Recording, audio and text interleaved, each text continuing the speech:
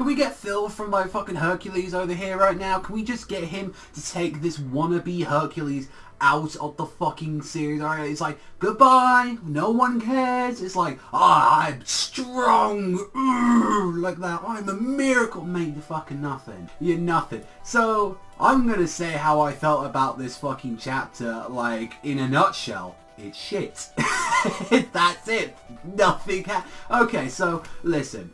That's being a little untrue. There's something that did happen in here, but it's so fucking minuscule onto the whole point. So let's generally talk about the chapter, because I want to fucking honestly, I've said all really what I'm going to say in here, but if you want to hear me continue moan about it, then please sit down as we're going to talk about the wonderful little tale of Gerard and his mighty miracle power.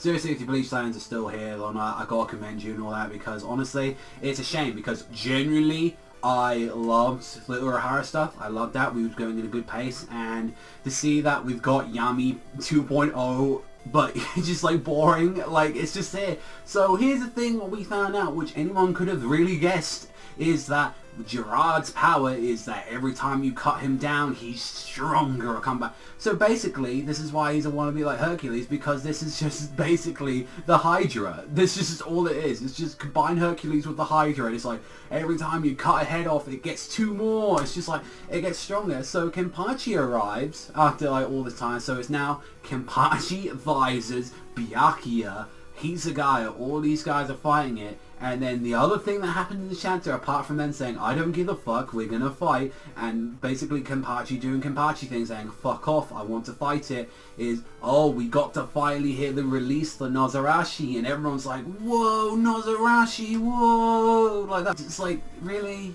Like, this is the thing with this, especially, like, with this chapter, it's like, what could you say about this? And the only excuse I've heard, and to be fair, it is a fucking excuse, is this is an anime chapter. Like, that's the only kind of real defense I've heard for it. Like, this would be something that would be better in the anime, and saying, you know what, you're right, because it would disappear in 2 fucking minutes. But it's like, use that excuse as like, it's a thing. Oh, it's an anime chapter. I hate to break it to you guys, but the anime isn't here right now. The anime hasn't been here for years, and I want it to come back, trust me, and I think it still has a chance of, but coming from this, it's like, come on, like, that is an excuse. You're literally saying, oh yeah, the chapter isn't that great, but it's like, oh, it's an anime chapter though, so it'll be better in anime form. The entirety of Bleach is like pretty much better in anime form. Like that, and this just cements, it's like, here's the thing, exactly, it's like, you wouldn't think nothing about this when you're like reading throughout a volume or something like that, or anything like that, and that's kind of like an excuse when you get on a weekly kind of release, coming from the series, but there's like, what do you get for a week? This. And what have we got here? Kenpachi comes back. Woo, he's already had his fights. He should have already been like, after the growing thing, it should have just gonna been like, and the little Peninda kind of should have slid him off and saying like, this, like, it's just, that's it. Like, we should have seen, like, Kenpachi got his time to shine, that's kind of it, there you go, unless they add something more to this fight. But it's like, Gerard is, like, and I've said this a lot, and I've had this conversation / argument with me, and also as well, you guys should realise by now, I'm a moody fucker, and I'm hard to negotiate with, but out of most of these fucking stern rears, how many of these ones, be fucking honest with yourself, how many of these stern rears do you genuinely care about compared to the Espadas, to the captains? We're going to say right now, Askin, out of all the elites, he's the fucking best. No one's going to deny that. He's the best so far out of the elites. Peninda, it was a fucking hand. Gerard, I'm muscle man. Do we have to talk about fucking chicken, like the motherfucking guy that turned into a chicken? Like, I forget his name, like that Kyoraku fight, like, he was nothing.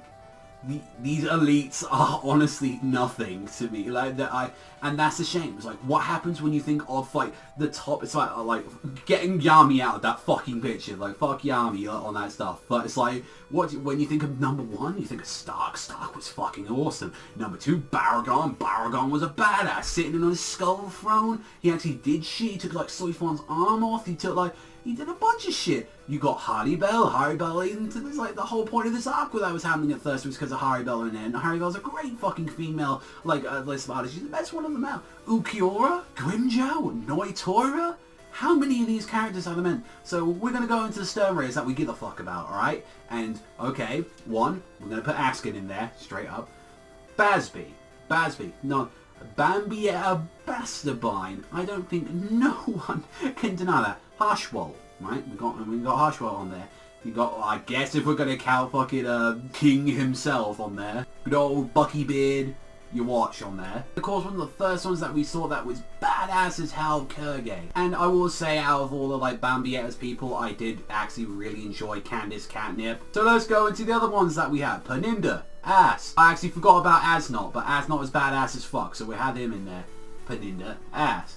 Litoto, like, does anyone really care about the glutton? Anyone, really? Kangdu, as cool as his design was, he literally did nothing. BG9 was a robot. I don't think anyone has to go against with Pepe, because Pepe was horrible. Miracle can suck my fucking... The only miracle I want to see here is him getting on his fucking knees and sucking my dick. That's all I want to see. Oh, Robert, remember the guy that took out Kyoraku's mustache? Yeah, ooh, whoa.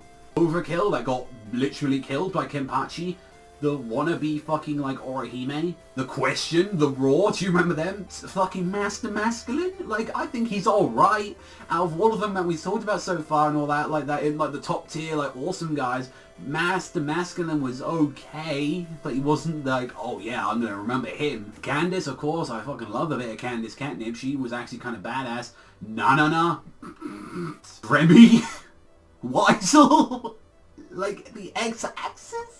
Lloyd Royd, the only reason we liked Lloyd Royd in the first place was because he was copying fucking Hark. He was copying You Watch. And Zombie, like, how many of these guys do you genuinely care about? Like, I mean, if so, we're going. Let's put You Watch into this one. I'm not counting fucking Uryu into this.